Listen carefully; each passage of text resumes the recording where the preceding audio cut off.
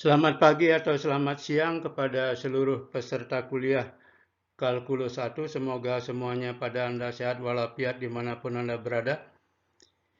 Izinkan sekarang saya mewakili tim pengajar akan menjelaskan materi kuliah untuk minggu ke-6 dengan judul Turunan Fungsi bagian kedua.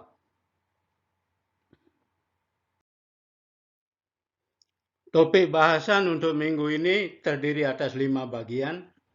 Yang pertama itu adalah rumus-rumus turunan. Kemudian yang kedua adalah turunan fungsi trigonometri. Yang ketiga adalah aturan rantai.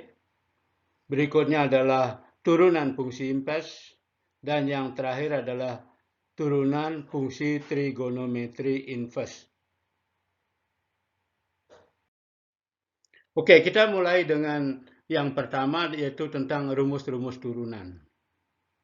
Nah, seperti kita ketahui, menentukan turunan fungsi dengan definisi itu tidak praktis, ya, karena kita harus menyelesaikan limit. Oleh karena itu, telah dirumuskan beberapa pola yang bisa digunakan untuk menentukan turunan fungsi. Tentunya semua pola yang kita bahas ini bisa dibuktikan kebenarannya dengan menggunakan definisi. Sekarang misalkan U sama dengan Fx, V sama dengan Gx, dan C adalah suatu konstanta. Turunan dari C terhadap X itu 0. Itu yang pertama. Yang kedua, turunan dari X pangkat N terhadap X itu adalah N kali X pangkat N minus 1. Untuk saat ini N itu adalah bilangan bulat positif. Yang ketiga, turunan dari fungsi U dikalikan konstanta C terhadap X, itu konstanta C-nya bisa kita keluarkan, yaitu C kali turunan fungsi U terhadap X. Yang keempat, turunan dari jumlah atau selisih fungsi U dengan fungsi P, yaitu fungsi U plus P atau fungsi U minus P terhadap X. Itu. Untuk kasus plus itu adalah Anda bisa turunkan fungsi U terhadap X, kemudian Anda tambahkan turunan fungsi V terhadap X. Nah, untuk kasus selisih adalah turunan fungsi U terhadap X, Anda kurangi dengan turunan fungsi V terhadap X. Berikutnya ini tentang turunan hasil kali dua buah fungsi. Ya. U kali V kita turunkan terhadap X. Hasilnya adalah turunan dari U terhadap X dikalikan fungsi V, kemudian ditambah turunan fungsi V terhadap X dikalikan fungsi U. Jadi gantian diturunkan. Oke. Yang terakhir adalah turunan dari fungsi U dibagi fungsi V terhadap X itu. Hasilnya adalah turunan dari fungsi U dikalikan fungsi V, dikurangi turunan fungsi V dikalikan fungsi U, kemudian dibagi dengan fungsi V kuadrat.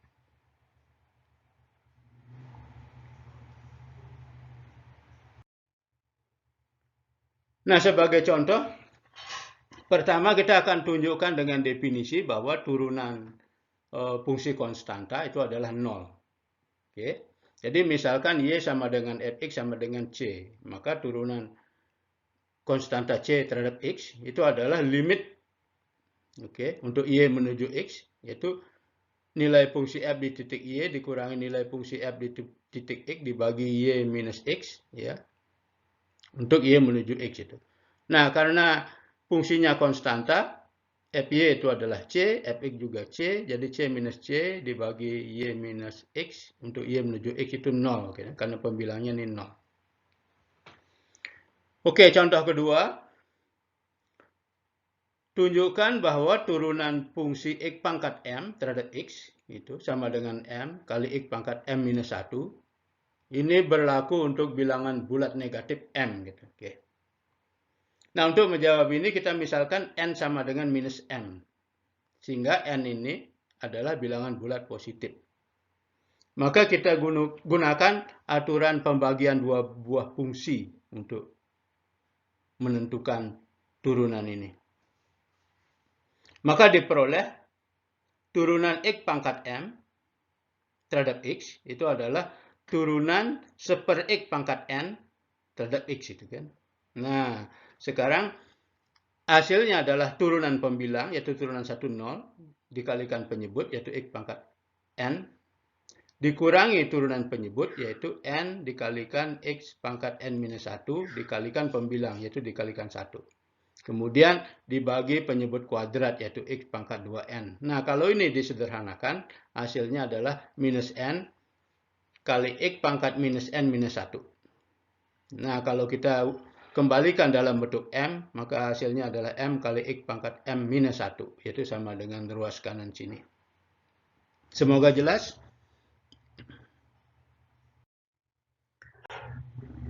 Nah, berikutnya kita lihat tentang turunan fungsi pangkat secara umum.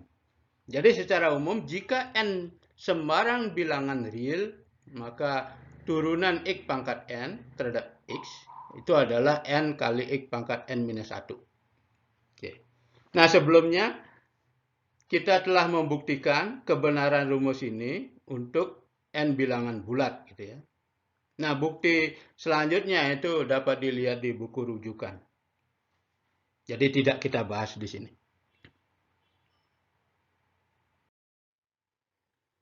Berikutnya kita lihat turunan fungsi sesepenggal.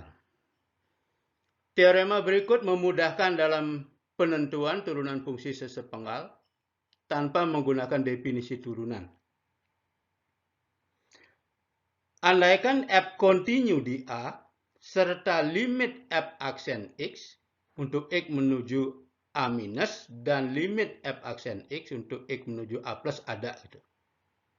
Nah, fungsi f terturunkan di A jika dan hanya jika limit f aksen X untuk X menuju A minus sama dengan limit f aksen X untuk X menuju A plus. Ya. Oleh karena itu, kalau ini sama, maka turunan fungsi f di titik A, yaitu sama dengan nilai limit f aksen X, X menuju A plus, sama saja dengan nilai limit f aksen X untuk X menuju A plus gitu ya. Ini untuk menuju A minus dan ini untuk menuju A plus. Jangan lupa syaratnya bahwa f ini harus kontinu di A gitu ya. Sehingga baru ini benar gitu. Semoga jelas. Berikut kita berikan contoh penggunaan teorema di atas.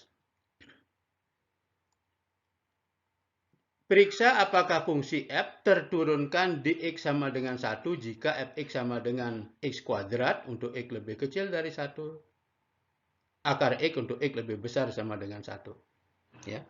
Tentukan juga f aksen x yaitu turunan fungsi f.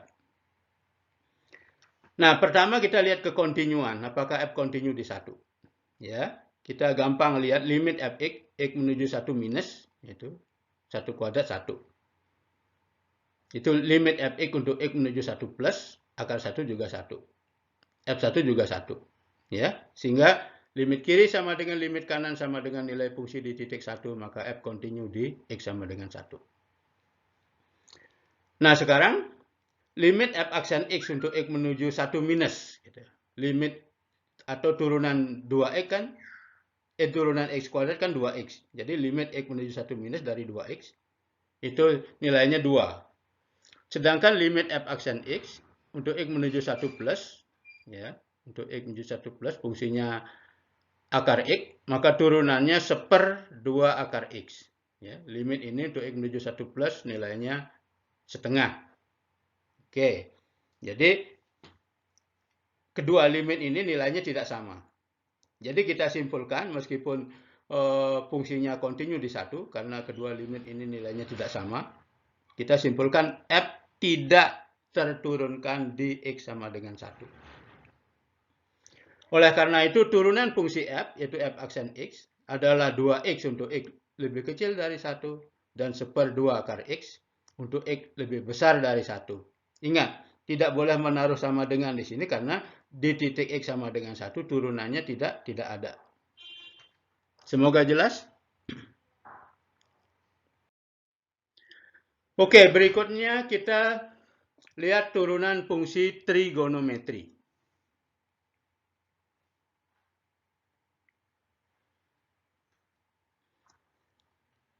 Nah, tentunya Anda di SMU udah pernah belajar ya beberapa turunan fungsi trigonometri, yaitu misalnya turunan sinus X adalah cos X, turunan cos X adalah minus sinus X, dan lain sebagainya. Nah, di sini kita lebih banyak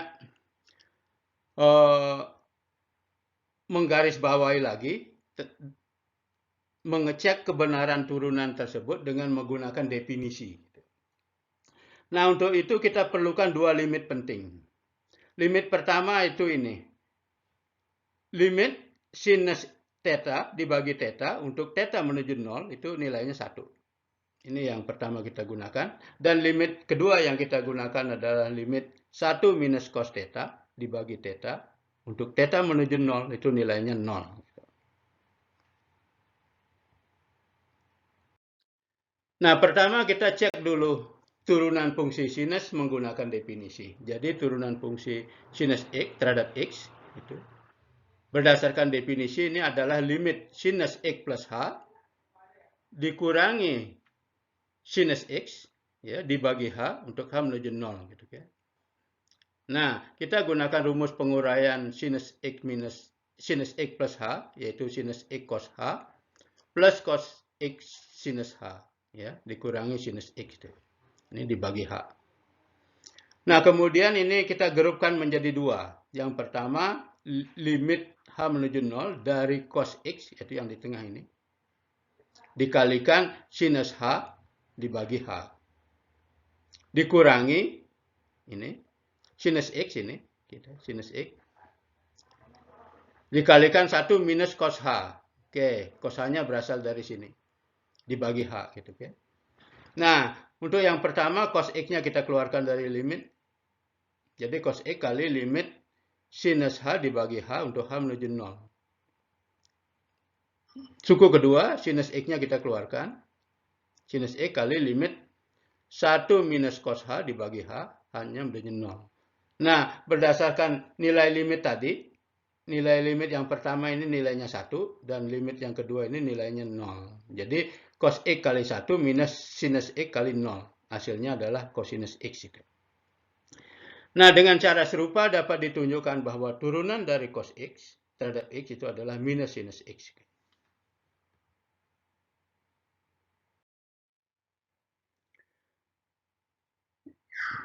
Nah, kemudian kita dengan cara serupa ya dapat ditunjukkan ya. Pertama udah kita tunjukkan bahwa turunan sinus X terhadap X adalah cos X.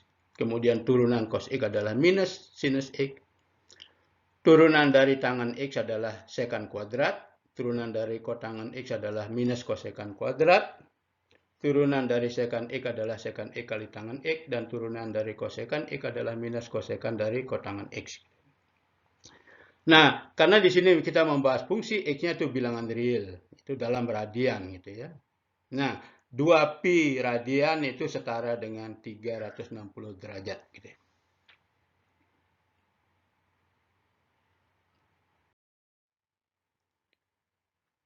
Baik, berikutnya kita lihat bagian ketiga, yaitu aturan rantai. Misalkan ingin ditentukan ya turunan Y terhadap X, di mana Y-nya sama dengan X kuadrat minus 3X dikuadratkan. Nah, teknik pertama yang bisa kita lakukan, kita kuadratkan ini. Ya, hasil kuadratnya Y sama dengan X pangkat 4 minus 6X pangkat 3 plus 9X kuadrat. Ini kita turunkan terhadap X. Turunannya adalah 4X pangkat 3 minus 18X kuadrat plus 18X. Gitu. Ini cara pertama. Cara kedua, yaitu menggunakan aturan rantai. Ya, kita lakukan pemisalan variabel baru. Misalnya Y sama dengan U kuadrat. Ini, ya, nanti U-nya ini, Y U kuadrat. Sedangkan U-nya adalah yang di dalam kurung ini.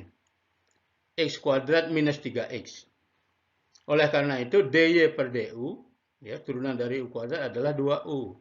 Sedangkan du per dx adalah turunan dari yang di dalam ini adalah 2x minus 3. Kemudian kita peroleh dy per dx sama dengan dy per du dikalikan du per dx. Yaitu 2u dikalikan 2x minus 3. Nah, karena U-nya itu adalah ini, X kuadrat minus 3X. Oke. Jadi 2U adalah 2X kuadrat minus 6X dikalikan 2X minus 3. Hasilnya 4X pangkat 3 minus 18X kuadrat tambah 18X, yaitu sama dengan yang kita peroleh dengan cara pertama. Nah, kembali lagi metode ini, yang kedua ini kita kenal dengan aturan rantai. Perlu diingat bahwa cara pertama ini tidak selalu bisa dilaksanakan gitu ya, bisa digunakan. Contohnya gimana kalau Y sama dengan X kuadrat minus 3X pangkat 2012 gitu ya, nggak mungkin memfaktorkan terlebih dahulu. Maka satu-satunya cara yang bisa kita lakukan adalah menggunakan cara kedua, yaitu menggunakan aturan rantai.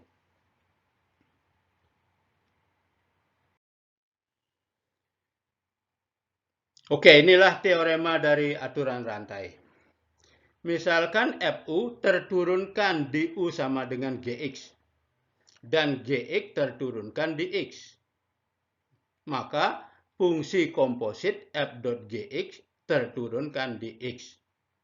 Dan turunannya diberikan oleh ini. Turunan dari F.G di X adalah turunan fungsi F di GX dikalikan turunan fungsi G di X. Dengan notasi Leibniz, jika Y sama dengan FU dan U sama dengan GX, maka DY per DX sama dengan DY per DU dikalikan DU per DX.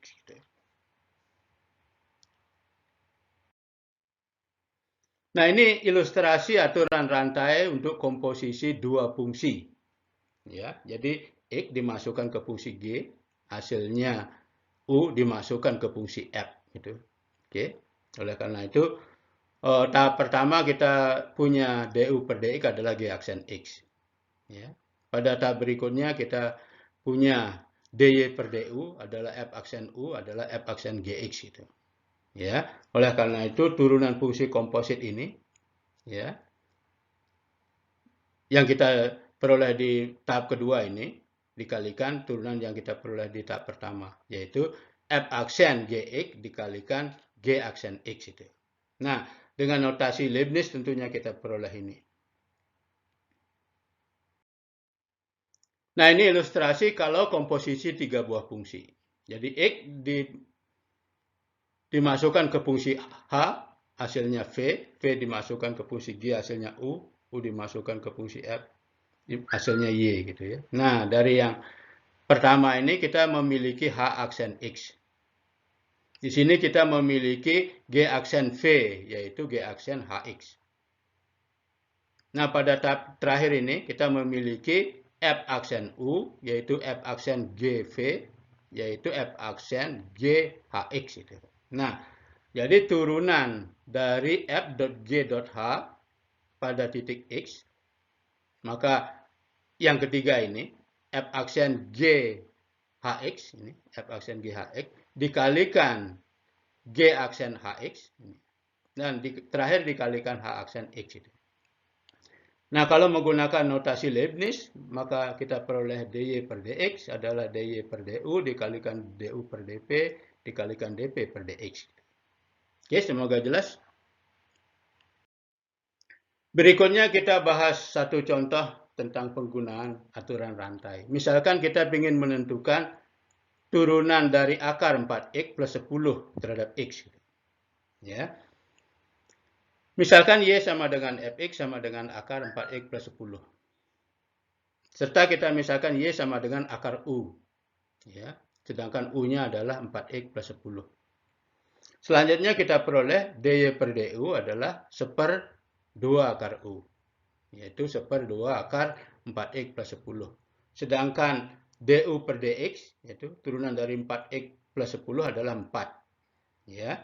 Jadi kita peroleh turunan dari akar 4X plus 10 terhadap X, yaitu DY per DX adalah DY per DU dikalikan DU per DX. DY per DU kita adalah 1/2 akar 4X plus 10 dikalikan 4. Gitu ya. Hasil terakhirnya, duanya ini saya sederhanakan menjadi 2 per akar 4X plus 10. Semoga jelas.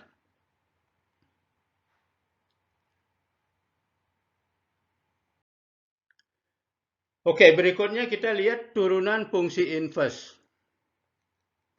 Misalkan Y sama dengan Fx, maka X sama dengan F inverse Y. Itu definisi dari fungsi inverse. Kemudian dy per dx itu sama dengan F aksen X. Dan dx per dy itu adalah turunan F inverse di titik Y. Yaitu turunan fungsi F inverse di titik Fx. Gitu. Oke. Dengan penurunan implisit terhadap Y, pada Fx sama dengan Y, oke.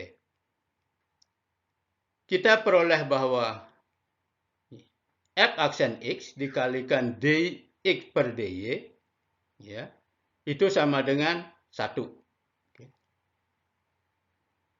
Dengan kata lain, dy per dx adalah seper F aksen X itu, atau seper dy per dx itu. Atau turunan fungsi inverse di titik Y sama dengan seper F aksen X itu. Itu seper F aksen nilai fungsi inverse di titik Y. Jadi kesimpulannya, dx per dy adalah seper dy per dx itu ya. Dan mungkin yang paling penting untuk Anda ingat yang terakhir ini adalah turunan fungsi inverse di titik Y adalah seper F aksen X itu. Atau seper F aksen di titik F inverse Y. Semoga jelas. Oke, ini ilustrasi geometris gradien fungsi dan inverse-nya gitu. Oke, kita lihat gradien ini, garis ini L2 ya. Gradiennya M2. Yaitu C minus A dibagi D minus B gitu ya. C minus A dibagi D minus B. Oke. Nah, kemudian gradien L1, M1 yaitu kebalikan dari ini. Jadi M2 adalah seper M1 itu intinya. Ya, sehingga dx per dy adalah seper dy per dx itu. Nah, ini adalah ilustrasi, ini suatu fungsi, ini inverse-nya gitu ya. Jadi ini adalah garis singgung dari fungsi itu di titik A, B. Sedangkan ini garis singgung fungsi inverse-nya di titik kebalikannya dari ini, B, A gitu ya. Sehingga kita peroleh bahwa turunan fungsi inverse di titik B itu adalah seper turunan fungsi di titik A gitu.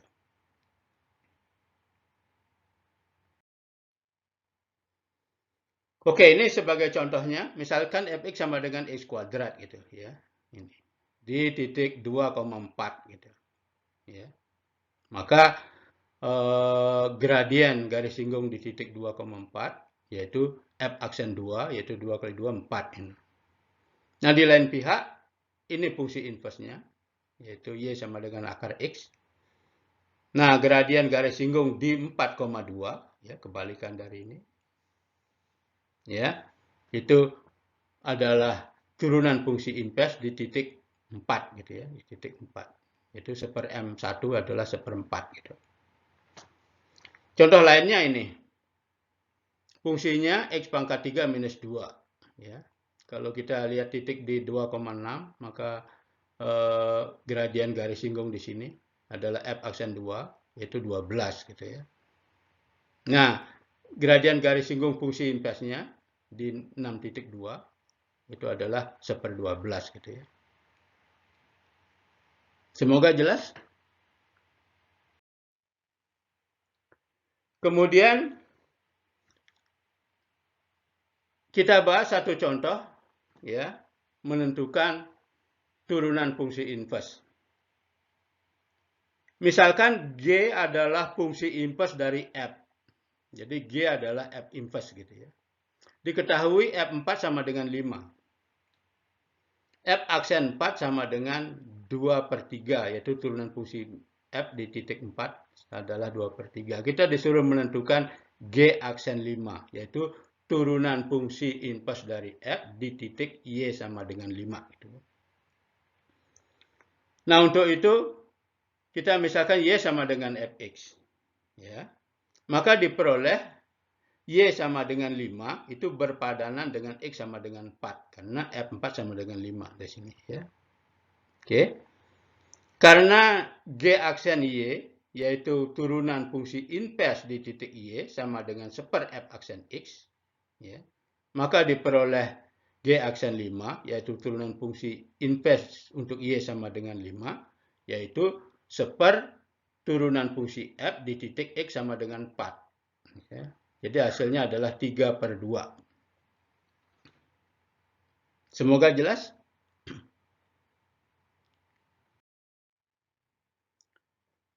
Terakhir kita bicarakan bagian kelima, yaitu turunan fungsi trigonometri inverse. Pertama kita lihat fungsi trigonometri inverse. Nah, fungsi trigonometri itu tidak bersifat satu-satu pada daerah asalnya. Misalnya fungsi sinus gitu ya. Fungsi sinus kan naik turun, dan lain sebagainya, itu bukan fungsi satu-satu. Nah, tetapi fungsi yang tidak satu-satu ini ya bisa dibuat menjadi fungsi satu-satu dengan cara membatasi daerah asal fungsi. Misalnya fungsi sinus, daerah asalnya kita batasi dari minus pi/2 sampai pi/2. Maka itu akan merupakan fungsi satu-satu sehingga memiliki inverse gitu. Nah, sebagai contoh perhitungan, ya, sinus X sama dengan 1. Maka X sama dengan sinus inverse dari 1. Gitu. Yaitu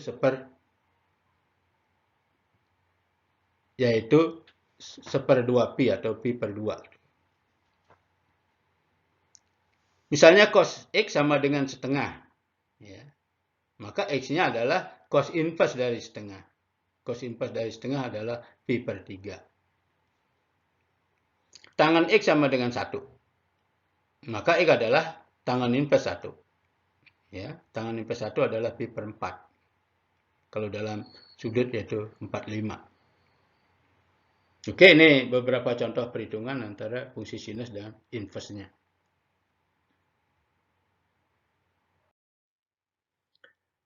Nah, kita lihat fungsi trigonometri inverse. Oke. Untuk fungsi trigonometri inverse dari sin, yaitu Y sama dengan sinus inverse, itu grafiknya seperti ini. Ya.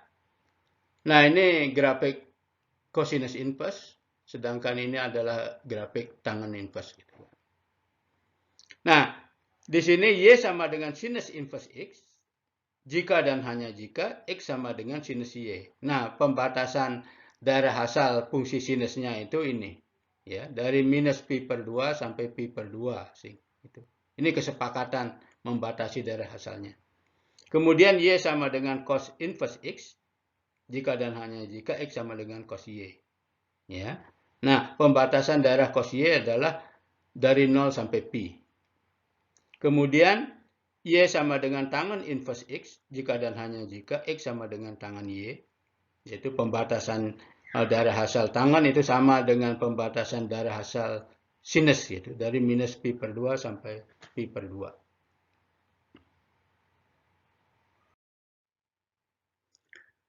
Kemudian kita lihat tentang menurunkan fungsi trigonometri inverse. Sebagai contoh, tentukan turunan dari Y sama dengan tangen inverse X.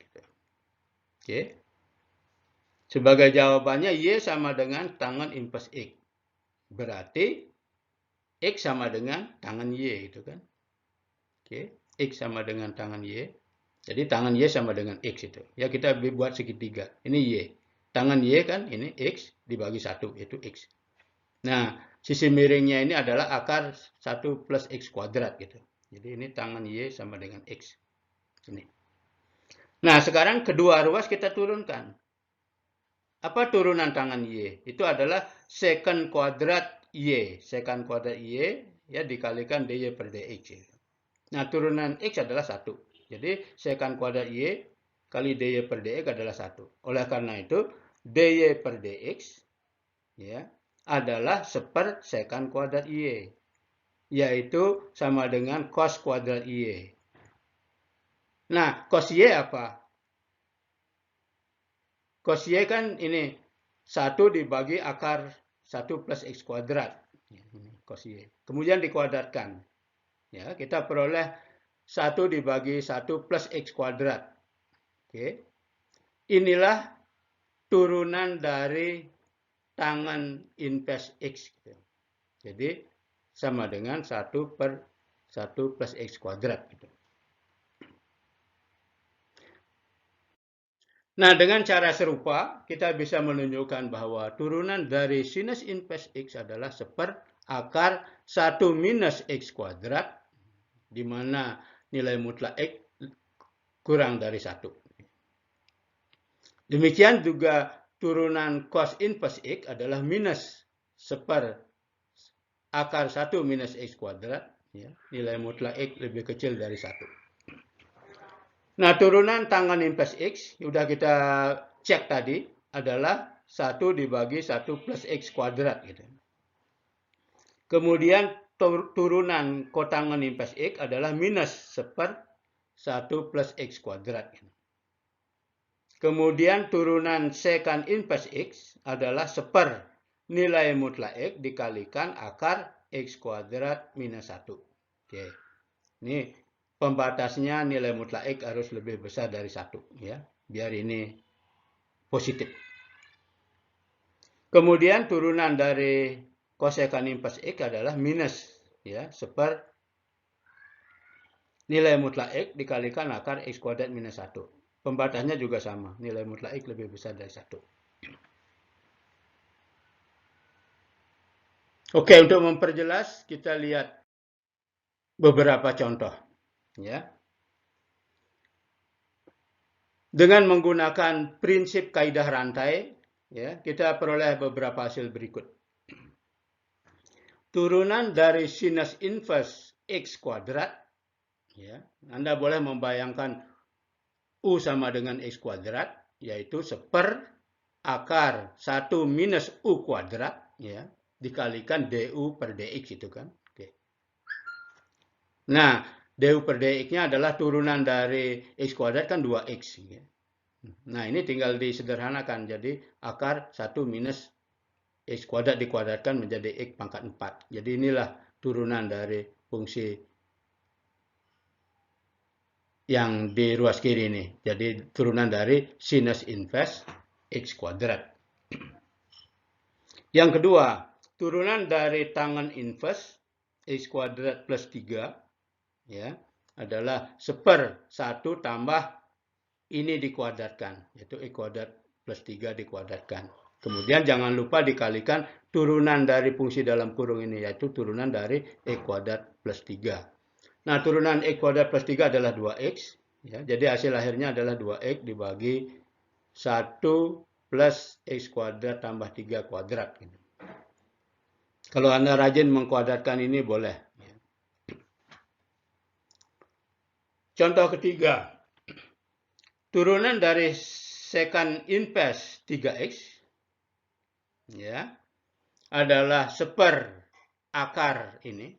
Kalau Anda bayangkan ini U adalah akar U, dikalikan akar, nilai mutlak U, ini nilai mutlak U. Jadi nilai mutlak 3X dikalikan akar U kuadrat kurang 1. Gitu. Ya, jadi dikalikan akar 3X kuadrat kurang 1. Jangan lupa juga dikalikan turunan dari 3X ini. Oke. Nah, turunan dari 3X adalah 3. Ya. Nah, nilai mutlak 3X itu 3-nya boleh saya keluarkan. Ya. Saya coret dengan 3 yang dari sini. Sehingga hasil akhirnya adalah 1 dibagi nilai mutlak X. Kalikan akar, ini saya kuadratkan menjadi 9X kuadrat kurang 1. Oke, semoga jelas, ya.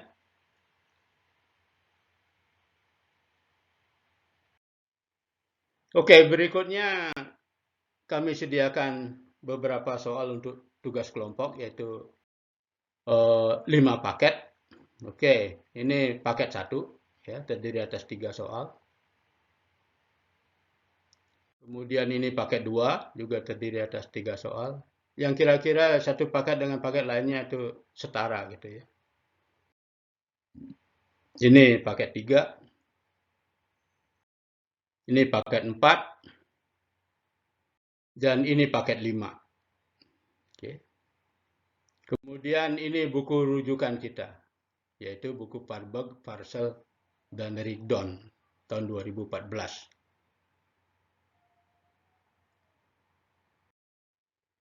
Baik, terima kasih banyak atas segala perhatiannya.